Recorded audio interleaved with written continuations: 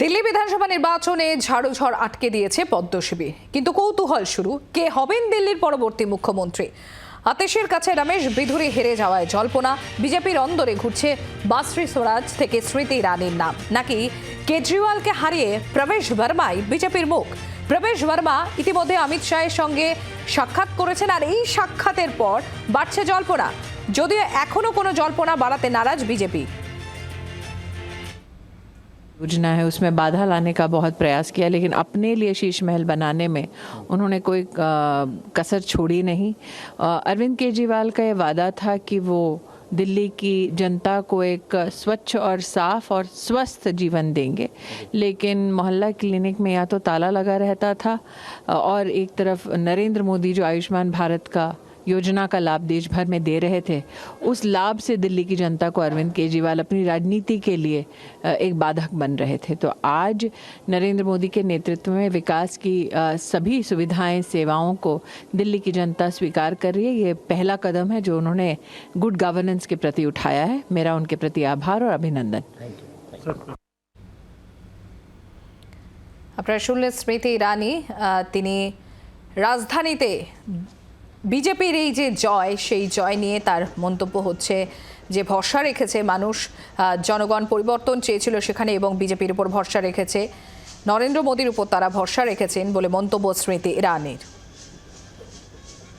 রাজীব চক্রবর্তী আমাদের প্রতিনিধি রয়েছেন আমাদের সঙ্গে। রাজীব, একাধিক নাম এবার উঠে আসছে যে দিল্লির মুখ্যমন্ত্রীর আসনে কুর্সিতে কে বসতে চলেছেন, এবং সেখানে অন্যতম নাম হিসেবে দেখা গিয়েছে জায়েন্ট কিলার প্রবেশ বর্মার নাম। এখনো পর্যন্ত কি ইঙ্গিত? দেখো, দিল্লি বিধানসভা নির্বাচনে কার্যত পদ্ম ঝড় বইয়েছে এবং তাতে ঝাড়ু কিন্তু একেবারে কার্যত উড়ে গিয়েছে। এবং এই যে পদ্ম ঝড়, সেই পদ্ম ঝড়ে জয়ের পরে যে প্রশ্ন উঠে আসছে, মুখ্যমন্ত্রী কে? 27 বছর পর দেশের রাজধানী দিল্লির শাসনভার বিজেপি পেতে চলেছে, এবং এই শাসনভার যখন নিচ্ছে তখন মুখ্যমন্ত্রীকে স্বাভাবিকভাবেই প্রশ্ন ঘুরে ফিরে আসছে আমাদের সুষমা স্বরাজের, প্রয়াত মন্ত্রী সুষমা স্বরাজ বিজেপি নেত্রী, তার কন্যা বাসরি স্বরাজের নাম ঘুরে ফিরে আসছে। স্মৃতি ইরানি, তিনিও প্রাক্তন মন্ত্রী, স্মৃতি ইরানির নাম।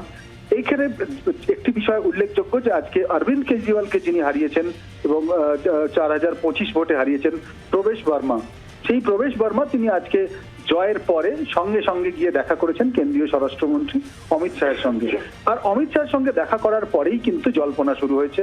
তাহলে কি প্রবেশ বর্মার কথাই ভাবছে বিজেপি? তাকে কি দিল্লির মুখ্যমন্ত্রী করা হতে পারে? তোমাকে জানিয়ে রাখি যে দিল্লিতে দাঙ্গা হোক বা দিল্লিতে অরবিন্দ কেজরিওয়াল সরকারের বিরুদ্ধে সব থেকে বেশি সরব যদি কোনো নেতা থাকে তার নাম কিন্তু প্রবেশ বর্মা।